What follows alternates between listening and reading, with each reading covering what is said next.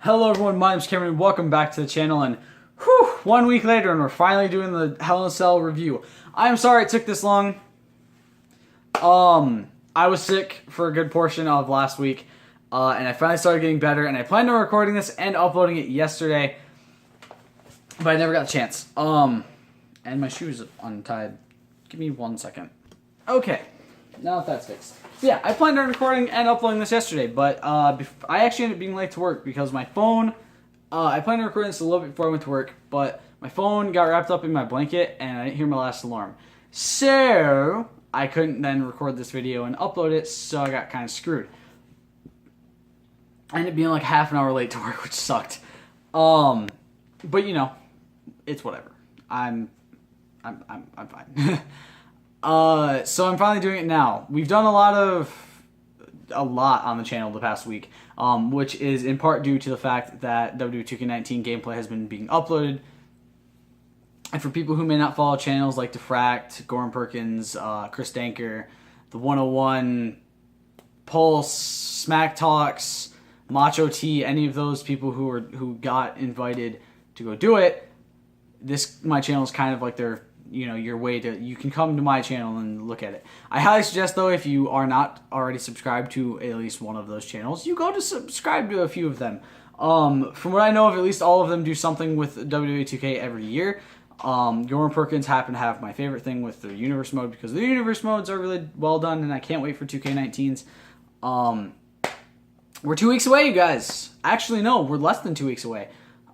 Friday was 2 weeks away, so we're 12 days away now at this point. So, without further ado, let's finally get into the goddamn Hell in a Cell review. I'm sorry it's taking this long. I'm probably just going to kind of rush through some of the things and get some of the big moments in, even though I wrote a lot more. The reason I'm going to do this is because I just kicked my camera stand.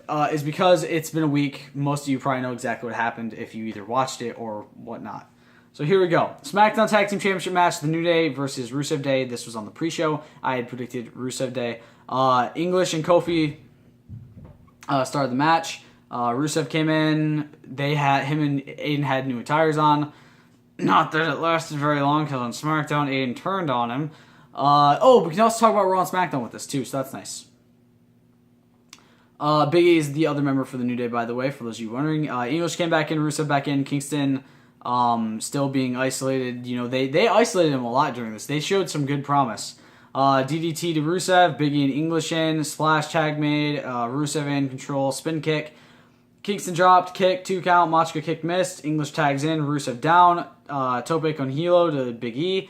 Finisher, 2 count, Kofi and English missed the dive, double stomp tag move for 2 count. Troll in Paradise gets missed. Rusev gets tagged in. I just said I was going to do like a shortened version. I'm not doing a shortened version of my own review. Whatever. Both outside.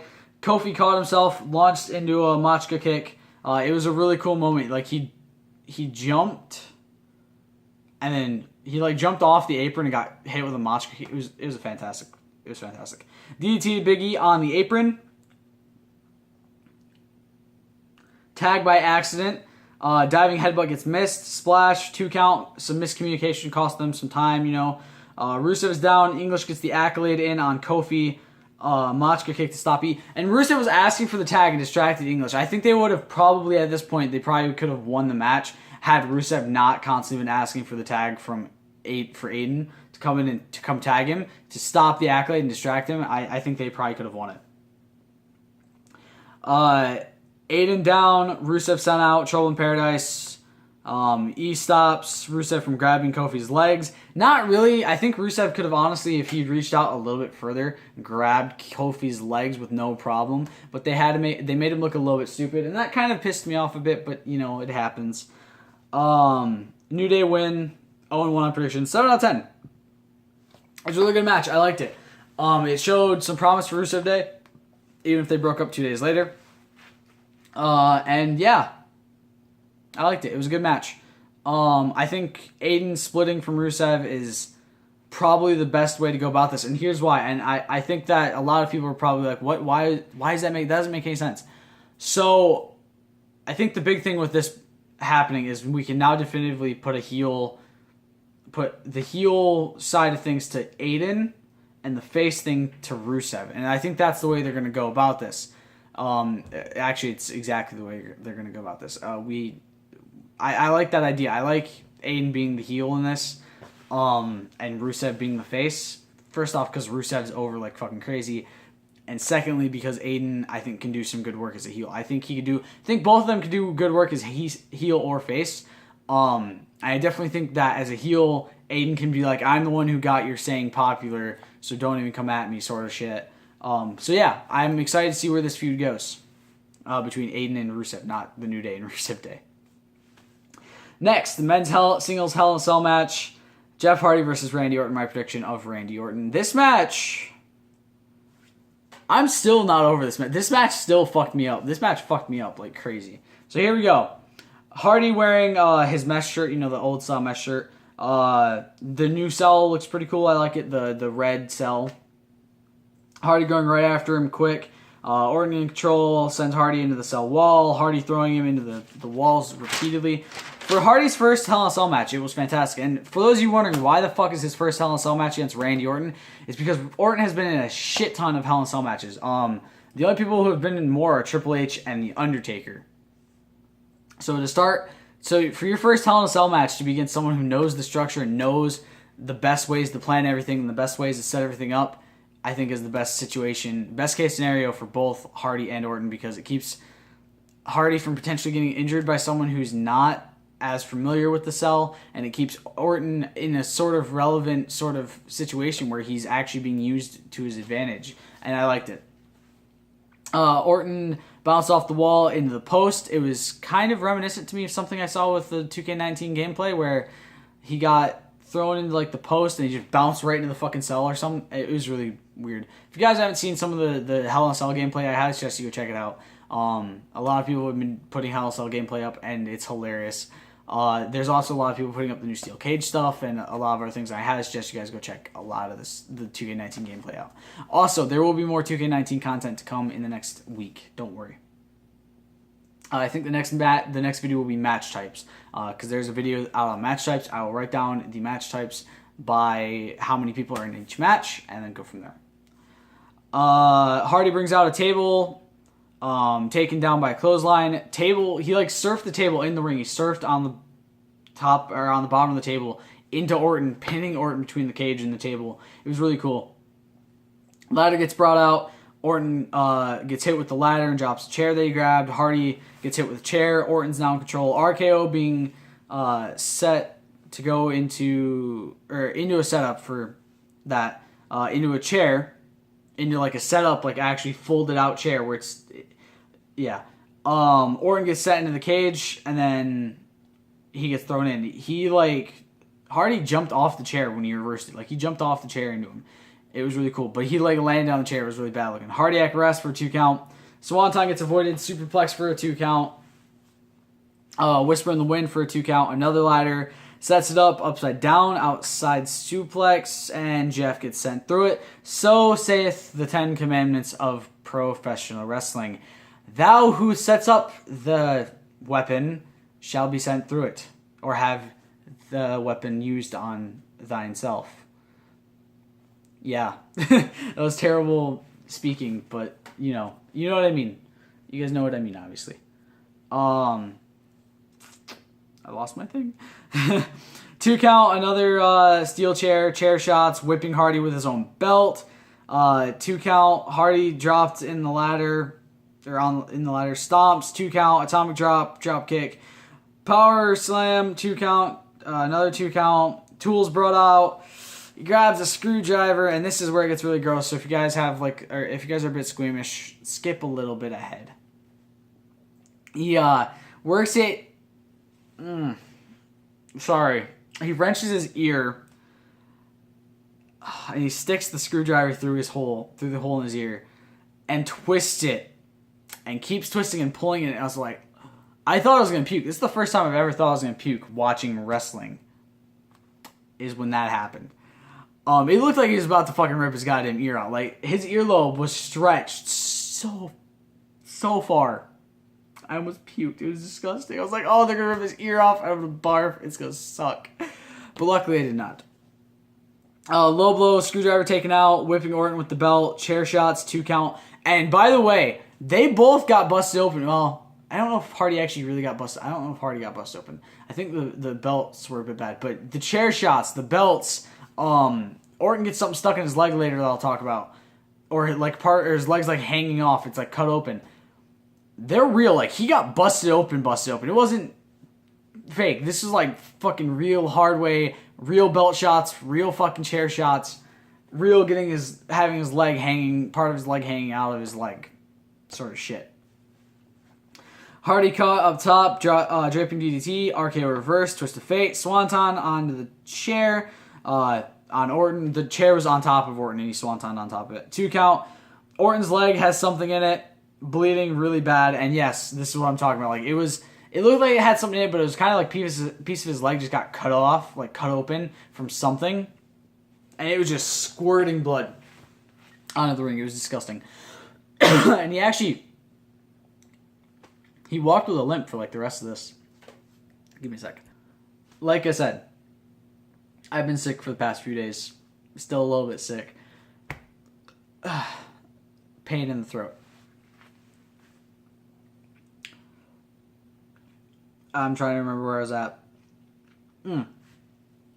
So with his belt being down, his button kind of came undone, and so did his zipper. So Hardy's pants kept falling down, or his zipper came down. I don't think he even has a button on his pants. But his pants kept falling down. He finally fixes them. More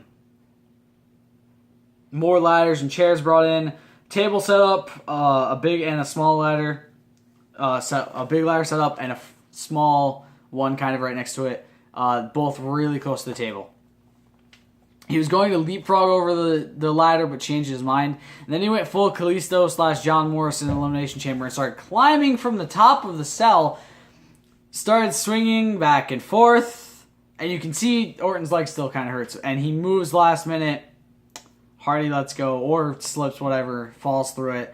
EMTs get called out, but Orton doesn't care.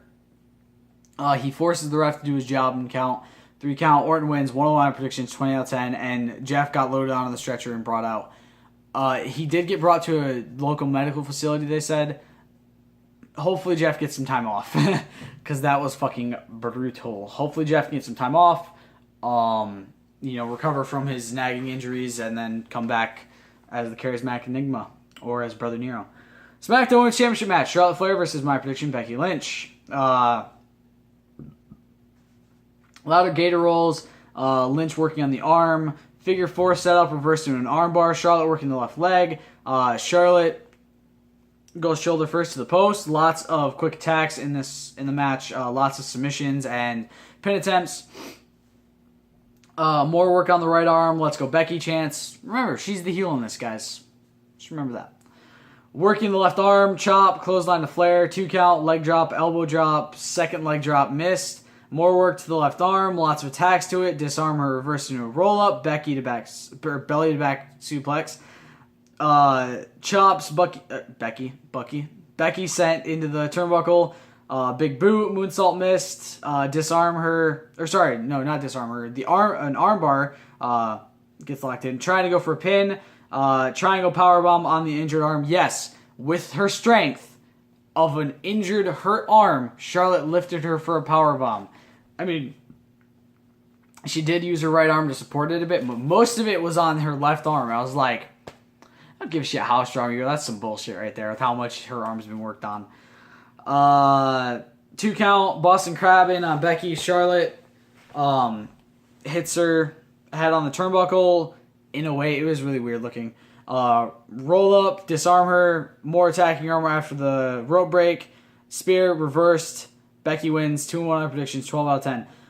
Flair asks for a handshake. Becky gloats and walks away. And yes, Kramer Kingsman showed up and talked to the New Day. It was very annoying.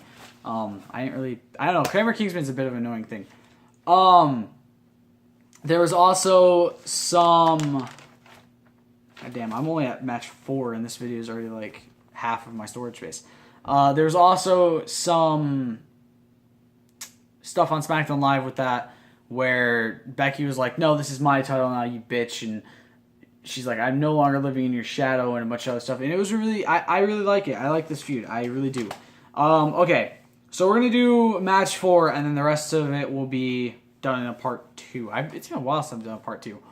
Raw Tag Team Championship match. McIntyre and Ziggler versus Ambrose and Rollins, my prediction. Rollins and Ziggler starting it, very slow-paced match compared to the other ones. Ziggler being destroyed by Rollins. Ziggler tags and Drew. Ambrose in each other's faces. Ambrose in control. McIntyre in control after a distraction by Ziggler.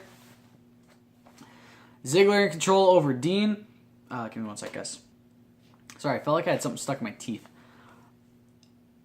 It still does. I'll deal with it after this. McIntyre sent down. McIntyre stops him. DDT. McIntyre and Ziggler in, isolating and double teaming Rollins. Big boot to Rollins. McIntyre in, stomping on Rollins' hand. Some joint manipulation. Always fun to see. Ziggler in. Seth still isolated. Sleeper in. Eye rake to Seth as he gets close to Dean. Dean comes in. Drew in and then gets sent out. Dean gets pulled down, chops, Seth slammed down, Ambrose stops it. Drew tells the refs to disqualify him, even though later in the match, Drew will do the exact same fucking thing, where he will break up a pin, much in the same way Dean does, but no one realizes, oh, hey, he's your tag team partner, he is legal in this match, he can break up a pinfall, you dumb bastard. Or Ziggler breaks up a pinfall, and Drew doesn't say, oh, disqualify him. Fuck you, Drew. No. It was really funny though to see that. He's like, oh, disqualify his arse. His cheating arse, ref. He said arse. It was so funny. Oh, disqualify his cheating arse. I was like, did you really just say arse? It was funny to watch. Dean in, ref didn't see it because of Ziggler distracting him. Double teaming in the corner. Ziggler in, superplex setup. Ziggler gets sent down. Gets sent down again. Drew in, blockbuster, kick to Drew. Dean in, attack in the corner to Drew. Ziggler clotheslines, jackknife. Dean in, control, another pin. Dean taking Drew and Dolph down. Drew comes back in, belly to back into the corner. Suicide dive gets caught. Dean hits one. 2 count. Seth in at 9 at the count of 9 on a count out. DDT reversed into a Falcon Arrow for a 2 count. Forearm reversed into a buckle bomb. Roll up reversal zigzag for a 2 count. Super kick for frog splash for a 2 count. McIntyre and Ziggler control. Tag team finisher or famouser gets avoided. Dirty Deeds gets avoided. Superplex to Ziggler. Claymore caught on the Falcon Arrow, and Ziggler lands in a cover. Mac and Ziggs win 2-2 on predictions. 20 out of 10. It was a really good match. McIntyre carries Ziggler off on his shoulders as Strowman watches on in the back, and Mick Foley talks with him a bit about the match. Yeah, there wasn't a whole lot. But yeah, I really liked the match. It was really good. I think I would have liked it more seeing Ambrose and Rollins get the championships, but that can happen further down the line. Ziggler issued his contractually obligated rematch on Monday. He lost. Yeah, there's a lot that happened over the past past week. So that's gonna do it for this portion of the Hell in a Cell review, you guys. I will see you guys later today for a part 2. Stay golden. Peace.